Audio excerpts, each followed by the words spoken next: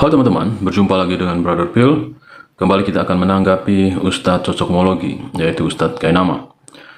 Sesuatu yang tidak diajarkan di dalam kekristenan, tetapi Ustadz Kainama mengatakan itulah ajaran Kristen. Sebelum kita menanggapi, seperti biasanya kita akan menyaksikan dulu pernyataan dari Ustadz Kainama. Kekristenan itu nyaman. Tidak ada agama yang lebih nyaman daripada kekristenan. Tidak perlu sholat, walaupun itu disuruh dan diajarkan Yesus. Tidak perlu dihitan laki-lakinya.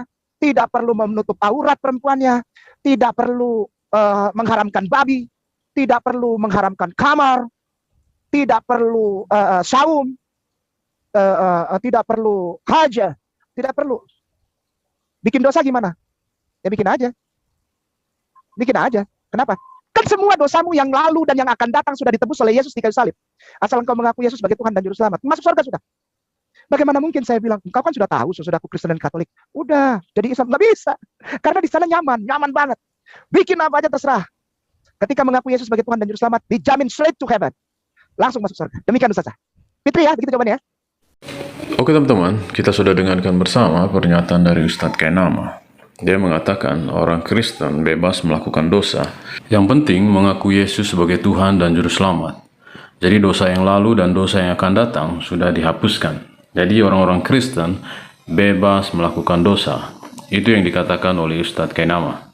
Kira-kira dari mana Ustadz Kainama mendapatkan konsep ini? Karena setahu saya tidak ada konsep seperti ini di dalam kekristenan, di mana Tuhan mengampuni dosa yang lalu dan dosa yang akan datang. Poin saya di sini adalah dosa yang akan datang. Kira-kira dari mana Ustadz Kainama ini mendapatkan konsep seperti ini?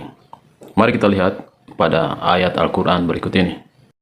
Surah Al-Fat ayat 2 yang mengatakan agar Allah memberikan ampunan kepadamu dalam kurung Nabi Muhammad atas dosamu yang lalu dan yang akan datang, menyempurnakan nikmatnya atasmu, menunjukimu ke jalan yang lurus. Jadi ternyata teman-teman, Ustadz Kainama mendapat konsep pengampunan dosa yang akan datang itu dari dalam Al-Quran. Jadi jika kita mengikuti standar Ustadz Kainama, apakah ketika Allah telah mengampuni Nabi Muhammad atas dosanya yang lalu dan dosa yang akan datang, artinya Nabi dari saudara Kainama ini bebas melakukan dosa? Teman-teman silakan simpulkan sendiri. Ayat Al-Quran ini didukung juga oleh hadis. Hadisnya adalah sebagai berikut. Hadis Tirmizi nomor 3186.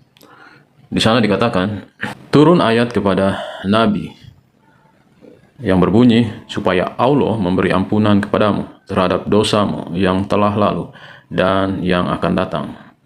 Dalam kurung Al-Fat ayat 2. Sepulangnya dari Hudaybiyah, Nabi bersabda, telah turun ayat kepadaku yang lebih aku sukai daripada apa yang ada di atas bumi.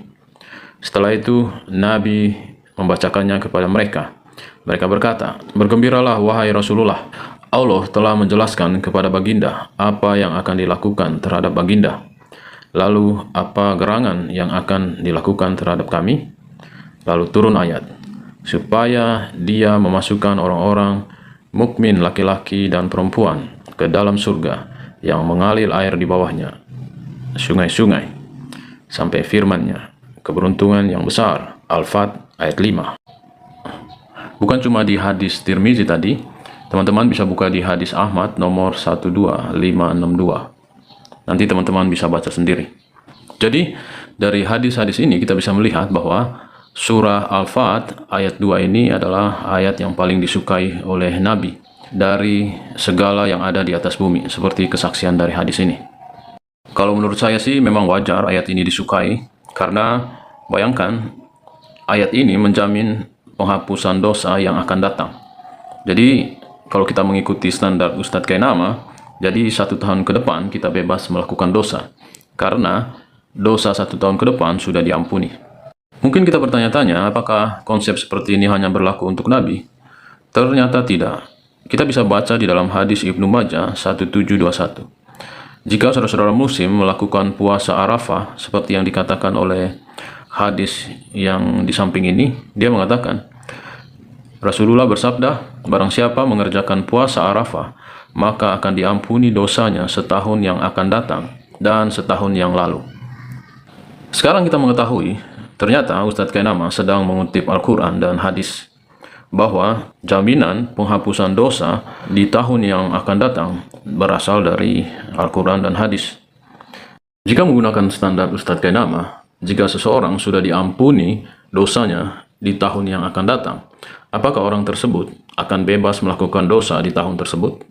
Mari kita membuka Alkitab kita. Apakah benar ketika kita menjadi seorang Kristen, kita bebas melakukan dosa dengan alasan dosa kita sudah ditebus? 1 Yohanes 3 ayat 8. Di sana dikatakan, barang siapa yang tetap berbuat dosa berasal dari iblis, sebab iblis berbuat dosa dari mulanya.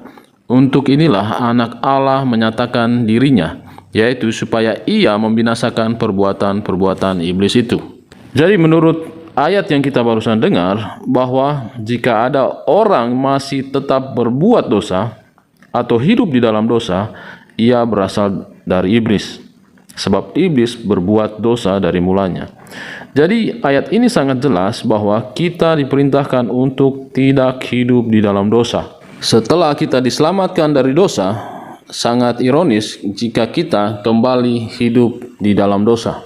Mungkin ada yang mengatakan, kan dosa kalian sudah ditebus sama Yesus, artinya kalian bebas berbuat dosa. Mari kita baca Roma 6 ayat 1. Jika demikian, apakah yang hendak kita katakan? Bolehkah kita bertekun di dalam dosa supaya semakin bertambah kasih karunia itu? Sekali-sekali tidak. Bukankah kita telah mati bagi dosa? Bagaimanakah kita masih hidup di dalamnya? Kembali ayat-ayat ini menunjukkan kepada kita bahwa ketika orang-orang Kristen sudah diselamatkan, mendapatkan kasih karunia, bukan berarti mereka bebas melakukan dosa.